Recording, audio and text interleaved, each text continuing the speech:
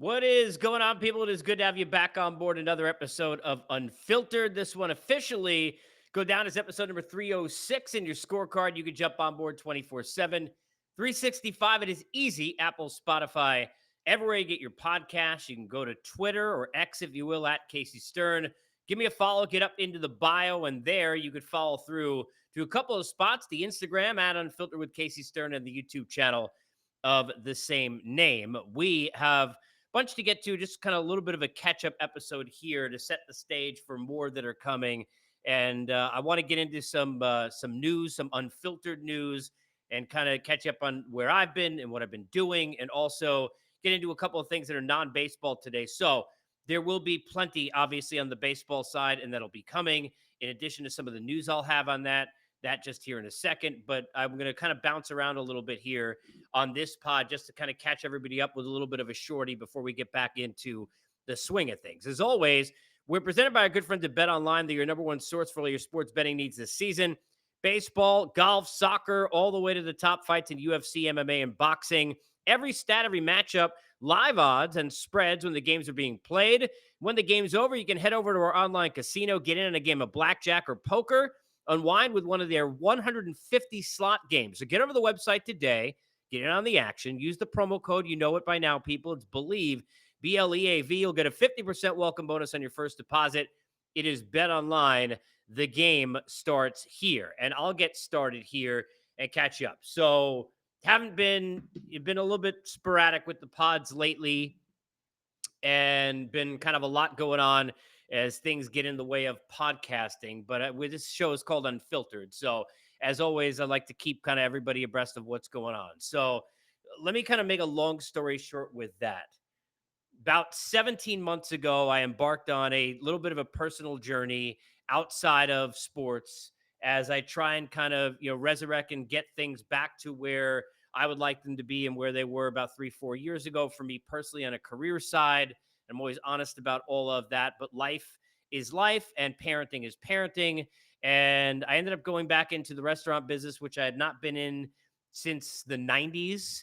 And have been running a restaurant for a little over a year, and that restaurant just officially closed down this past Sunday, so just 2 days ago. So it's been a difficult number of weeks as we kind of get down to that status, having to tell staff about their jobs being taken away. The same thing happening to me. It's been an important part of my life and an important chapter with a lot of memories made for me and people who have become like family and memories for my family. So it's been a little bit difficult, and really the last couple of months for me been kind of one curveball after another. These things happen, and therefore, unfortunately, they get in the way of podcasts because it is what it is at this point, where we are in life. So I apologize for a little bit of the delay and some of that other stuff, but please, I wanted to bring this up. Support your local businesses, get involved.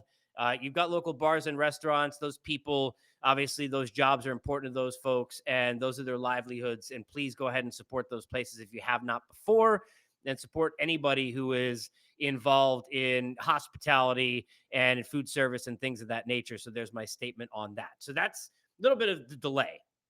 We'll be getting back into the swing of things now with Unfiltered, and I'll be hammering out a bunch of baseball things. Those will be coming in addition to the fact that I'm going to be taking over Believe in Mets and doing another podcast. So, in addition to Unfiltered, I'll have two podcasts that I'll be doing with you. We'll have one that'll be Met-centric and have all kinds of Mets guests and things of that nature. So, plenty if you're in that Mets wheelhouse. Some, this will be, I think, a lot of fun for people to listen to and enjoy. So, hopefully, you'll enjoy that. Also, Unfiltered will continue, and we'll do a lot of baseball stuff coming up between everything that's going on. Speaking of the Mets with the Subway Series and a lot of these big series heading into where we are with the All-Star break that's coming up very here shortly in the next 3 weeks or so, whatever it is at this point on the calendar. You've got obviously the trade deadline, so we'll look ahead to that. So there's a ton to get into, and we'll be doing a ton of baseball. Actually, because there have been big news in other sports, want to hit a couple of things in this shorty today that are outside of baseball that I wanted to talk about. Number one, congratulations to the Florida Panthers. That was a hell of a final. That was exciting to watch. Obviously, I don't have a horse in the race, being an Islanders guy, but sitting there, hard not to root for the history of it with what Edmonton did. Anybody who gets on McDavid for not having points in the last 2 games of that series, you're a moron when you think about what that guy did. Now, because he didn't have points in the last 2 games, do I think that there was a case to be made for him not to win Conn Smythe? Because, what I think the 6th time that we've even seen it happen, where it goes to a loser. I think there were reasons to go that route. He's the best player in the league. He's the best player in this sport in a long time. He's the best player in this sport since the days of Lemieux and Gretzky. And that's saying a lot considering Sidney Crosby, to me, whether you like the guy or you don't like the guy, you're a Penguin fan or you're not a Penguin fan, is an all-time great. And he's not Connor McDavid.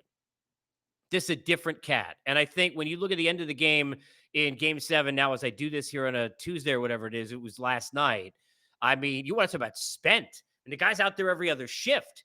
But this is why I talked about this in a recent podcast. When you look in the NBA, which I'll get to in a second, you think about teams like the Celtics, you look at the NHL, and you think about teams like the Panthers, it is always about depth. And it's that way in baseball too. I mean, one ace, one guy, Mike Trout got 11 at-bats in his career. I'm not trying to get on him. I know he's injured right now. But Mike Trout got 11 at-bats in his career. He's 1 for 11 in the postseason. You got to have depth. You got to have depth for days. And it is that way in all of these sports. And I think clearly that was the biggest difference for me. Now, it took till Game 7 to show that. But I think when you look at the way that the Panthers played throughout the course of the season and the postseason, that's really what you got out of them. Coming in waves, not relying on one player, not relying on one line. I mean, go look at their power play, which was inept for seemingly the entire playoff run, and look how good they were.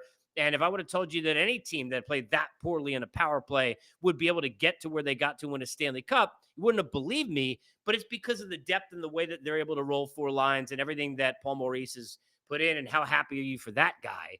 I mean, impossible not to like him. So congratulations to the Florida Panthers. I wanted to talk about the J.J. Redick hire. Being a Met guy, I know what it's like. Now, I'm not comparing the Mets with the Lakers in terms of what they've done in their franchise history. So please understand that. But I understand what it's like to root for the team that everybody want to laugh at. And the Lakers have been that seemingly since LeBron got there. That's what people want to do. LeBron runs the team. We all know he's involved and heavily involved. Who the hell are we kidding? Right? But everyone wants them to fail. You're either a Laker fan or you're rooting them for them to fail, much like the Yankee fan deals with their whole life. That's the way it is, right? Dallas Cowboys, same thing. You're the Cowboy fan or you hate them. I get people want to laugh at the Lakers. I get people want to laugh that Dan Hurley turned down all that money.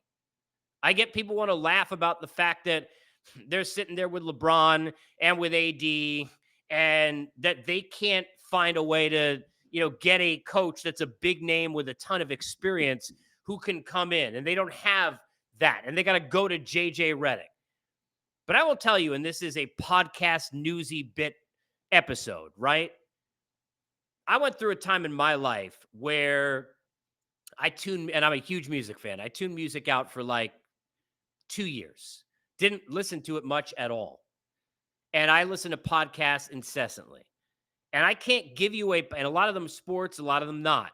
I can't give you a podcast that I liked or enjoyed more than Old Man and the Three, which will now be gone, as JJ joked in his press conference when he was introduced, hopefully for a long period of time, right?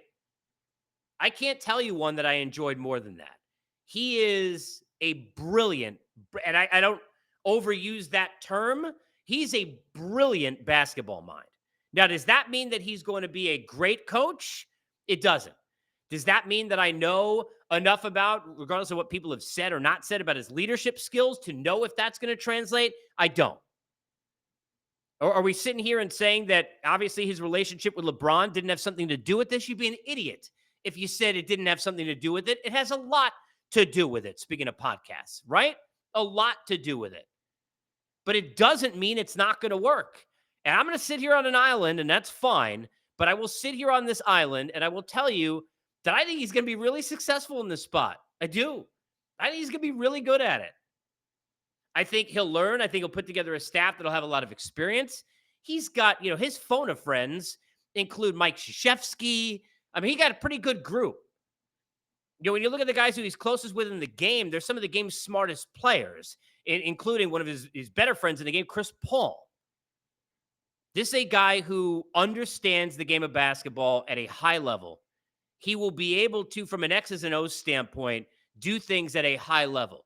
The question then is going to be, what kind of manager of people is JJ Redick, especially when those people include LeBron, who it's one thing to do a podcast and be buddies with. It's another thing to sit there and try and coach. Just ask all the coaches who have gone by the wayside. It's not going to be easy. It's going to be a learning curve. He's going to be expected to be great right out of the gate, out of the chute. And I don't think it's going to be that easy to do, even though they have some talent on the team. But people already say, well, AD is going to ask off here and nobody's going to play. He's got a guy who's well respected in the game for his IQ. And also the other thing, and this is the other thing that you know from listening to the podcast, and you know from anybody who's really, and look, I'm the last guy to be here pumping up JJ. I hate Duke. I've never liked Duke. I can't stand Duke, right? I couldn't stand JJ Redick as a player.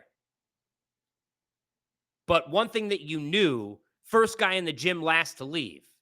Another overused term that only really fits for certain handfuls of people. He in that handful. First to get there, last to leave. Hardest worker in the room. His regiment is well known in terms of shooting.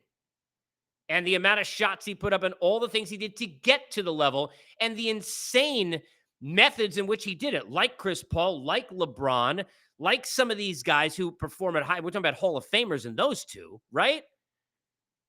Like the late Kobe Bryant. These are the guys who just are obsessing about perfection and finding a way to get better. He's that way.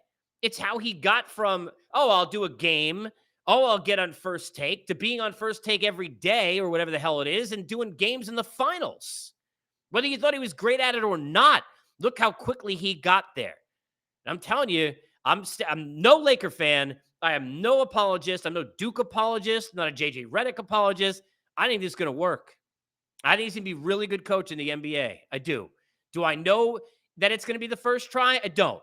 A lot of guys fail. Joe Torre once managed the Mets. Terry Francona once managed the Philadelphia Phillies. These things don't always happen immediately. And maybe the Lakers aren't going to be the best fit because of all that comes with it. But I think if you're looking at it just from the standpoint of, is JJ Redick going to be a really good coach in the National Basketball Association? I think yes. Time will tell, and we will find out. Here's what you'll find out. A lot of baseball stuff coming. Believe in Mets. I will keep you posted on when those start to come out. Also on Unfiltered, I'll keep you posted on those episodes. We'll have a lot of them by the end of the week. You'll have one of each of those, and we'll start getting back into the flow of things. So apologies for the delay. Life gets in the way. Things happen. Again, please support your local businesses and restaurants and bars and folks who are in your area. Those people are great people who bust their asses every day. And please give them the respect that they deserve when you go into those establishments. And also give respect to Bet Online, because we are here at Unfiltered, courtesy of our good friends at Bet Online. And we'll see you next time.